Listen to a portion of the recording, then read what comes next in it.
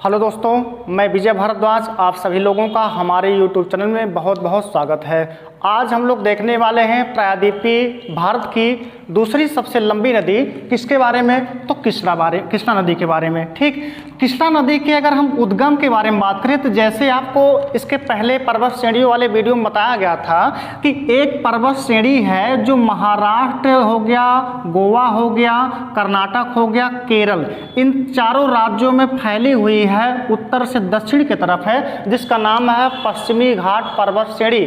और इसी पश्चिमी घाट पर्वत श्रेणी के पूर्वी ढाल से तमाम नदियां निकलती हैं जो बंगाल की खाड़ी में अपने जल को गिराती हैं। कृष्णा नदी का उद्गम पश्चिमी घाट पर्वत श्रेणी पर स्थित महाराष्ट्र में महाबलेश्वर चोटी का क्या नाम है, महाबलेश्वर चोटी से होता है। ठीक, तो हम क्या कहेंगे, कृष्णा नदी का उद्गम पश्चिमी घाट पर्वत श्रेणी पर स्थित महाराष्ट्र के महाबलेश्वर चोटी से होता है। इस नदी को जो ढाल मिलता, चूंकि आपको पता होगा कि जो नदियां होती हैं वो जिधर ढाल पाती है उसी तरफ ही प्रवाहित होती हैं। अगर हम बात करें नदियों का एक ही लक्ष्य होता है कि अपने जल को वह किसी खाड़ी या सागर में गिराना चाहती हैं। लेकिन अगर हम इन सभी नदियों की बात करें जो प्रायद्वीपीय भारत की लंबी लंबी नदियां हैं, जैसे कि गोदावरी हो गई, कृष्णा हो गई, कावेरी हो गया, तो इन नदियों को तो गिराना कहाँ है, पानी किसी खाड़ी या किसी सागर में गिराना है। इस तरफ क्या पड़ रहा है, बंगाल की खाड़ी, और इस तरफ क्या पड़ रहा, अरब सागर। इसको नजदीक कहाँ पड़ेगा, तो नजदीक तो इसको अरब सागर पड़ेगा ना।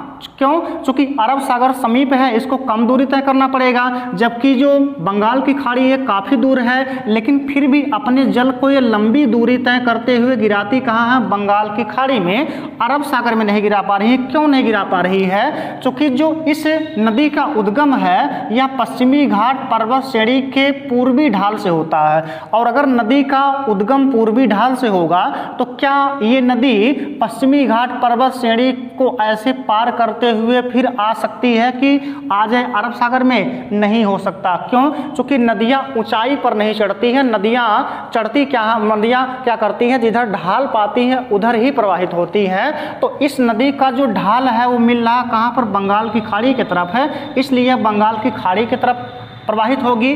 किस किस राज्य में प्रवाहित होगी, तो सबसे पहला जो राज्य है जिसमें कृष्णा नदी का उद्गम हो रहा कौन सा है, महाराष्ट्र। महाराष्ट्र से प्रवाहित होती है, फिर पहुंचती कहाँ पर है, तो कर्नाटक।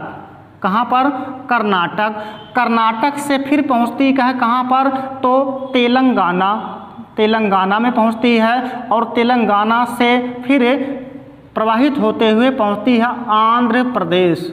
कहाँ पर, तो आंध्र प्रदेश में प्रवेश करती है, और आंध्र प्रदेश में प्रवाहित होते हुए विजयवाड़ा के समीप पहुंचकर, यानी आंध्र प्रदेश से प्रवाहित होते हुए यह अपने जल को बंगाल की खाड़ी में गिराती है, और वहीं पर आंध्र प्रदेश में विजयवाड़ा के समीप डेल्टा का निर्माण करती है। ठीक, तो जो गोदावरी नदी है वह किन किन राज्यों से होकर प्रवाहित हो रही है, महाराष्ट्र है, कर्नाटक है, तेलंगाना है, आंध्र प्रदेश, 4 राज्यों से होकर प्रवाहित हो रही है, और अपने जल को बंगाल की खाड़ी में गिराती है, डेल्टा का निर्माण करती है।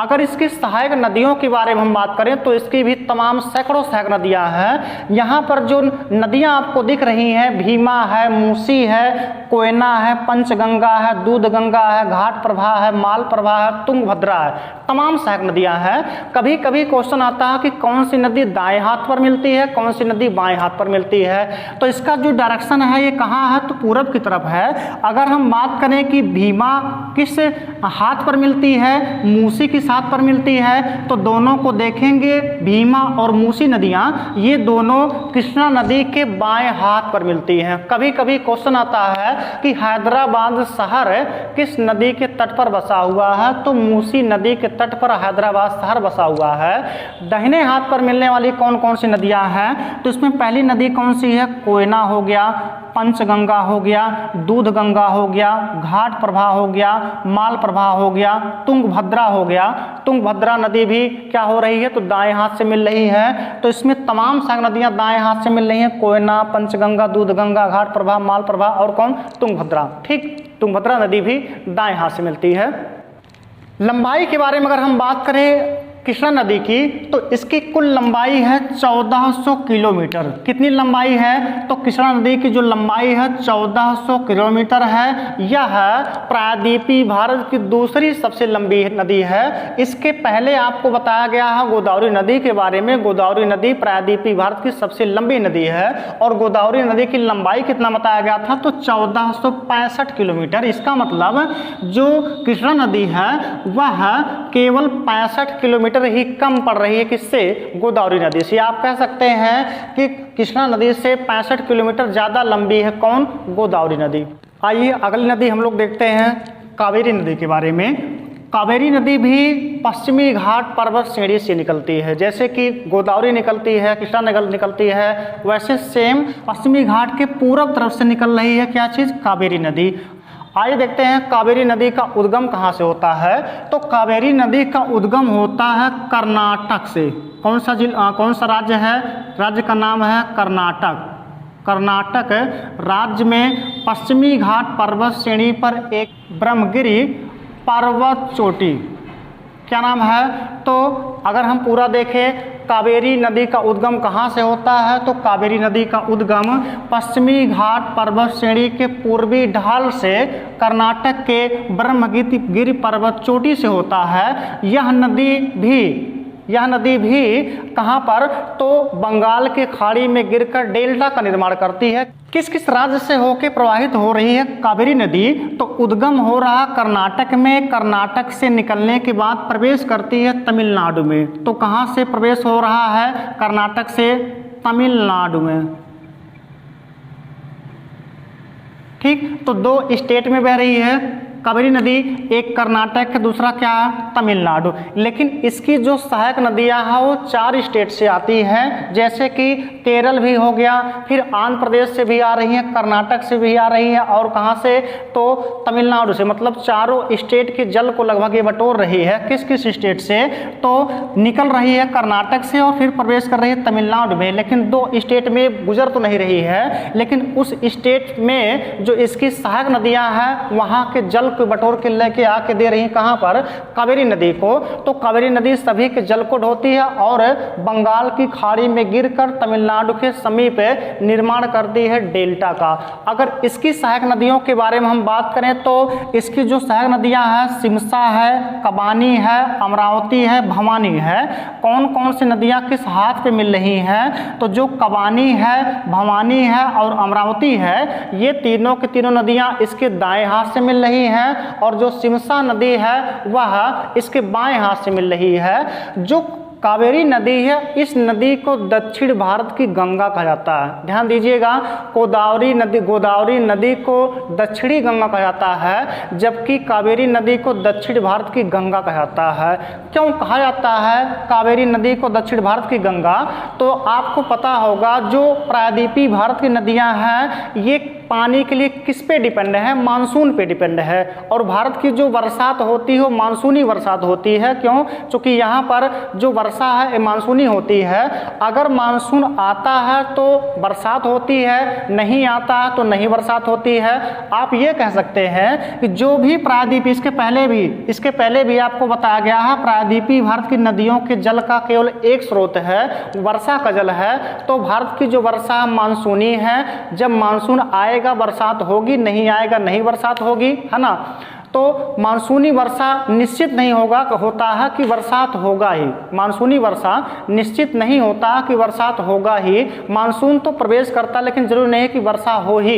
तो जो प्रायद्वीपीय भारत की नदियां हैं, अगर मानसून के द्वारा इनको वर्षा प्राप्त हो रही है तो ये लोग बहती हैं, लेकिन अगर बरसात नहीं प्राप्त होती है तो ये ना बह के किसी खास मौसम में सूख जाया करती हैं। इसलिए प्रायद्वीपीय भारत की नदियों को कहा गया कि ये सततवाहिनी नहीं होती है और सूख जाया करती हैं। लेकिन एकमात्र ऐसी नदी है कावेरी नदी जो कभी भी नहीं सूखती। इसका मतलब ये हुआ कि जितनी भी प्रायद्वीपीय भारत की नदियां हैं उनमें यह अपवाद है। अन्य जो नदियां हैं, चाहे कृष्णा हो, चाहे कावेरी हो, गोदावरी हो, ये सब के सब सूख जाती हैं, लेकिन कावेरी नदी कभी भी नहीं सूखती। क्यों नहीं सूखती? चूंकि इसके पास जो प्रवेश करता हुआ मानसून है जो भारत के तट से केरल से टकराता है तो केरल वगैरह में बरसात करता है। और जब मानसून लौट रहा होता है भारत में ठंडक के मौसम में तो केवल टकराता है लौटता हुआ मानसून तमिलनाडु से।